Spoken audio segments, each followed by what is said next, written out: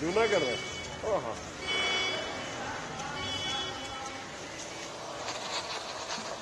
ठीक है भाई।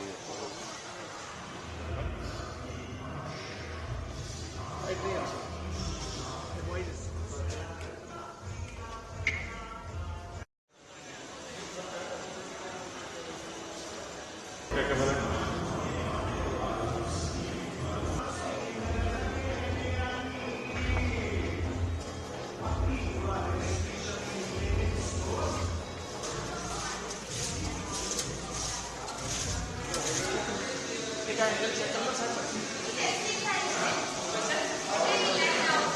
Baik, baik, baik, baik.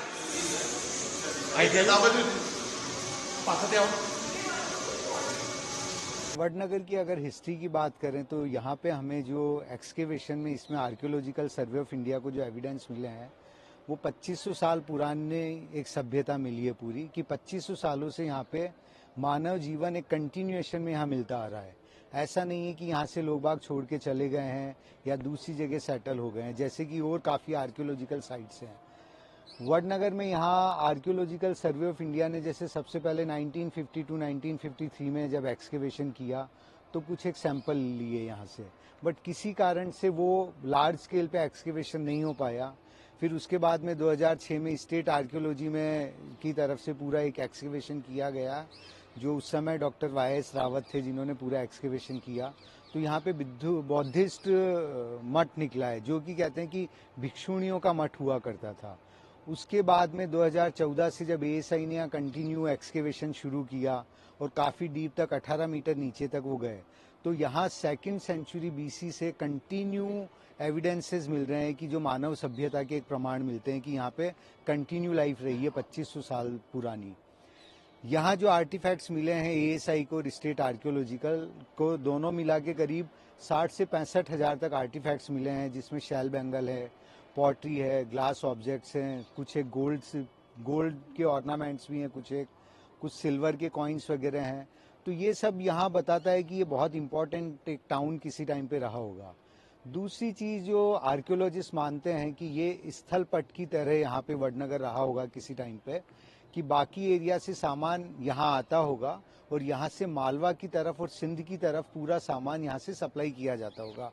मतलब एक ट्रेड सेंटर के रूप में ये उस समय काम कर रहा था।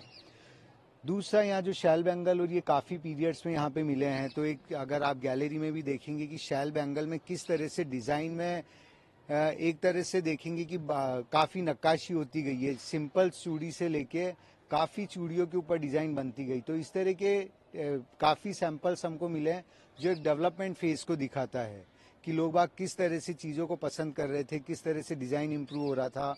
फिर ग्लास के ऊपर भी काफ़ी कुछ इस तरह की चीज़ें मिली है। तो एक पूरा डेवलपमेंट फेज जो है वो इस म्यूजियम में दिखाया गया है, यहाँ जो भी चीज़ें मिली है उनको लेके। ठीक है भाई। Hello hello.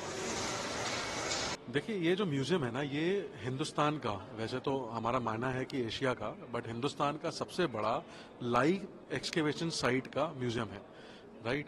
तो ऐसा म्यूजियम बहुत कम देखने को मिलता है जहाँ पे एक लाइव एक्सकेवेशन साइट हो और साथ में उस एक्सकेवेशन साइट के साथ ही एक म्यूजियम हो जो एक्सपीरियंशियल हो नेचर का। तो इसमें आर्टिफैक्ट्स तो हैं ही, करीबन 6000 आर्टिफैक्ट्स हैं और बहुत ही इंपॉर्टेंट आर्टिफैक्ट्स हैं। ये बताता है कि वडनगर की हिस्ट्री क्या है। एक ये लिविंग टाउन है, जो पूरा वडनगर है वो 2500 साल पुराना टाउन है। जैसे वाराणसी है, ये कुछ ही टाउन बचे हैं जो पूरे लिविंग लेजेंड्स हैं हमारे। बहुत सारे प्राचीन काल के धोलावीरा है, जैसे राखी गढ़ी है, वो तो नष्ट हो गए, वो आगे बढ़ नहीं पाए, लेकिन वडनगर बढ़ा। और जब इसमें खुदाई हुई तो पता चला कि इसमें बहुत सारी बुद्धिस्ट मोनेस्ट्रीज मिली हैं, बहुत सारे जैन टेम्पल्स मिले, बहुत सारे हिंदू श्राइन्स मिले।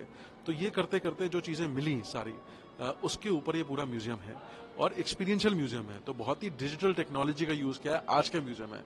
हमें एक मैंडेट था दैट ये म्यूजियम इंटरनेशनल स्टैंडर्ड का होना चाहिए, जैसे कि लूव्र अबू धाबी है या कोई भी और अच्छा आर्कियोलॉजिकल बेस्ड म्यूजियम है, उस टक्कर का ये म्यूजियम बनाया जाए। तो इसलिए मैंडेट मिला था हमें, उसको हमने पूरा करने की कोशिश करी है। क्या क्या लोगों को यहाँ देखने में लगा म्यूजियम में, और क्या किस तरह से महसूस कर पाएंगे? तो अगर आप देखें पूरा म्यूजियम जो है वो 7 गैलरीज में डिवाइडेड है। आप पहले आएंगे तो आपको एक इंट्रोडक्टरी गैलरी मिलेगी जिसमें पता चलेगा म्यूजियम है क्या। उसके बाद एक पूरी सिटी गैलरी है जिसमें पता चलेगा पूरा नगड़ का जो निर्माण है वो कैसे हुआ है। तो एक बहुत बड़ी सिटी गैलरी है। उसके बाद बिलीव गैलरी है। बिलीव गैलरी में पता चलेगा आपको कि कैसे लोगों के बिलीव रहे हैं 2500 साल से, कैसे हिंदुइज्म, जैनिज्म, बुद्धिज्म सब साथ में रहता था, कैसे सबका मोटिव जो एक था, कैसे सब लोग एक कम्युनिटी में रहते थे। उसके बाद एक पूरी गैलरी है लाइफस्टाइल के ऊपर, जिसमें आप अभी यहाँ हूँ मैं लाइफस्टाइल गैलरी में, जिसमें बताते हैं लोगों का रहन सहन कैसे चेंज हुआ है, लोग पहले क्या खाते थे, फिर 500 साल बाद क्या खाते थे, क्या पहनते थे, क्या क्या रखते थे, क्या यूज करते थे, उसकी पूरी गैलरी है।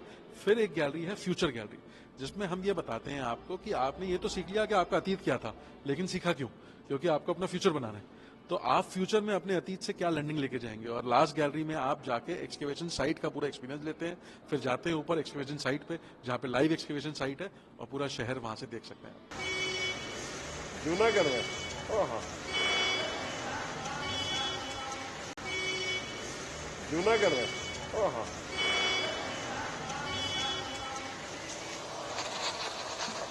ठीक है भाई।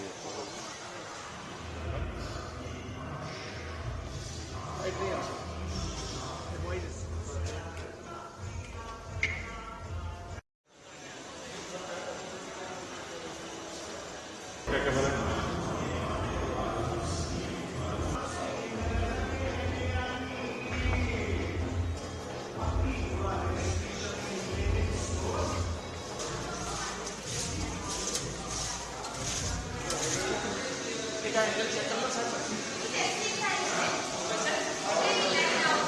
Baik, baik, baik, baik. Idea apa tuh? Pasatnya apa? Vadnagar की अगर हिस्ट्री की बात करें तो यहाँ पे हमें जो एक्सकेवेशन में इसमें आर्कियोलॉजिकल सर्वे ऑफ इंडिया को जो एविडेंस मिले हैं वो 2500 साल पुराने एक सभ्यता मिली है पूरी, कि 2500 सालों से यहाँ पे मानव जीवन एक कंटिन्यूएशन में यहाँ मिलता आ रहा है। ऐसा नहीं है कि यहाँ से लोग बाग छोड़ के चले गए हैं या दूसरी जगह सेटल हो गए हैं, जैसे कि और काफ़ी आर्कियोलॉजिकल साइट्स हैं। वडनगर में यहाँ आर्कियोलॉजिकल सर्वे ऑफ इंडिया ने जैसे सबसे पहले 1952-1953 में जब एक्सकेवेशन किया तो कुछ एक सैंपल लिए यहाँ से, बट किसी कारण से वो लार्ज स्केल पे एक्सकेवेशन नहीं हो पाया। फिर उसके बाद में 2006 में स्टेट आर्कियोलॉजी में की तरफ से पूरा एक एक्सकेवेशन किया गया, जो उस समय डॉक्टर YS रावत थे जिन्होंने पूरा एक्सकेवेशन किया। तो यहाँ पे बौद्धिस्ट मठ निकला है, जो कि कहते हैं कि भिक्षुणियों का मठ हुआ करता था।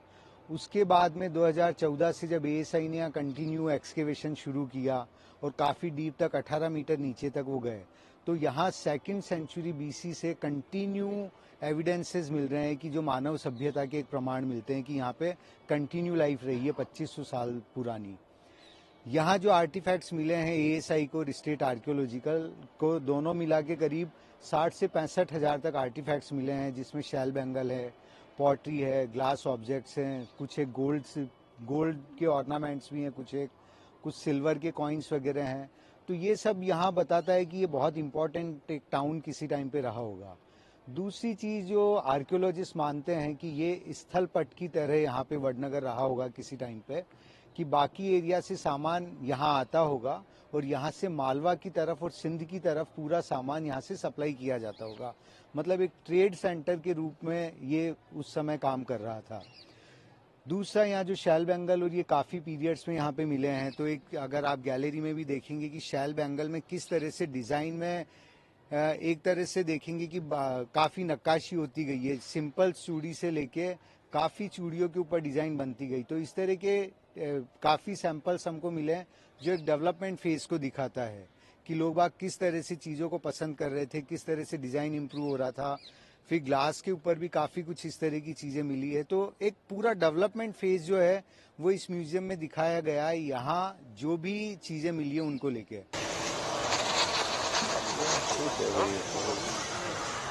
Hello hello. देखिए ये जो म्यूजियम है ना, ये हिंदुस्तान का, वैसे तो हमारा मानना है कि एशिया का, बट हिंदुस्तान का सबसे बड़ा लाइव एक्सकेवेशन साइट का म्यूजियम है, राइट। तो ऐसा म्यूजियम बहुत कम देखने को मिलता है जहाँ पे एक लाइव एक्सकेवेशन साइट हो और साथ में उस एक्सकेवेशन साइट के साथ ही एक म्यूजियम हो जो एक्सपीरियंशियल हो नेचर का। तो इसमें आर्टिफैक्ट्स तो हैं ही, करीबन 6000 आर्टिफैक्ट्स हैं और बहुत ही इंपॉर्टेंट आर्टिफैक्ट्स हैं। ये बताता है कि वडनगर की हिस्ट्री क्या है। एक ये लिविंग टाउन है, जो पूरा वडनगर है वो 2500 साल पुराना टाउन है। जैसे वाराणसी है, ये कुछ ही टाउन बचे हैं जो पूरे लिविंग लेजेंड्स हैं हमारे। बहुत सारे प्राचीन काल के धोलावीरा है, जैसे राखी गढ़ी है, वो तो नष्ट हो गए, वो आगे बढ़ नहीं पाए, लेकिन वडनगर बढ़ा। और जब इसमें खुदाई हुई तो पता चला कि इसमें बहुत सारी बुद्धिस्ट मोनेस्ट्रीज मिली हैं, बहुत सारे जैन टेम्पल्स मिले, बहुत सारे हिंदू श्राइन्स मिले। तो ये करते करते जो चीजें मिली सारी, उसके ऊपर ये पूरा म्यूजियम है और एक्सपीरियंशियल म्यूजियम है। तो बहुत ही डिजिटल टेक्नोलॉजी का यूज किया है आज का म्यूजियम है। हमें एक मैंडेट था दैट ये म्यूजियम इंटरनेशनल स्टैंडर्ड का होना चाहिए, जैसे कि लूव्र अबू धाबी है या कोई भी और अच्छा आर्कियोलॉजिकल बेस्ड म्यूजियम है, उस टक्कर का ये म्यूजियम बनाया जाए। तो इसलिए मैंडेट मिला था हमें, उसको हमने पूरा करने की कोशिश करी है। क्या क्या लोगों को यहाँ देखने में लगा म्यूजियम में और क्या किस तरह से महसूस कर पाएंगे? तो अगर आप देखें पूरा म्यूजियम जो है वो 7 गैलरीज में डिवाइडेड है। आप पहले आएंगे तो आपको एक इंट्रोडक्टरी गैलरी मिलेगी जिसमें पता चलेगा म्यूजियम है क्या। उसके बाद एक पूरी सिटी गैलरी है जिसमें पता चलेगा पूरा नगढ़ का जो निर्माण है वो कैसे हुआ है। तो एक बहुत बड़ी सिटी गैलरी है। उसके बाद बिलीव गैलरी है। बिलीव गैलरी में पता चलेगा आपको कि कैसे लोगों के बिलीव रहे हैं 2500 साल से, कैसे हिंदुइज्म, जैनिज्म, बुद्धिज्म सब साथ में रहता था, कैसे सबका मोटिव जो एक था, कैसे सब लोग एक कम्युनिटी में रहते थे। उसके बाद एक पूरी गैलरी है लाइफस्टाइल के ऊपर, जिसमें आप अभी यहाँ हूँ मैं लाइफस्टाइल गैलरी में, जिसमें बताते हैं लोगों का रहन सहन कैसे चेंज हुआ है। लोग पहले क्या खाते थे, फिर 500 साल बाद क्या खाते थे, क्या पहनते थे, क्या क्या रखते थे, क्या यूज करते थे, उसकी पूरी गैलरी है। फिर एक गैलरी है फ्यूचर गैलरी, जिसमें हम ये बताते हैं आपको कि आपने ये तो सीख लिया कि आपका अतीत क्या था, लेकिन सीखा क्यों? क्योंकि आपको अपना फ्यूचर बनाना है। तो आप फ्यूचर में अपने अतीत से क्या लर्निंग लेके जाएंगे। और लास्ट गैलरी में आप जाके एक्सकेवेशन साइट का पूरा एक्सपीरियंस लेते हैं, फिर जाते हैं ऊपर एक्सकेवेशन साइट पे जहाँ पे लाइव एक्सकेवेशन साइट है और पूरा शहर वहां से देख सकते हैं। जूनागढ़ में, हाँ, जूनागढ़ में, हाँ।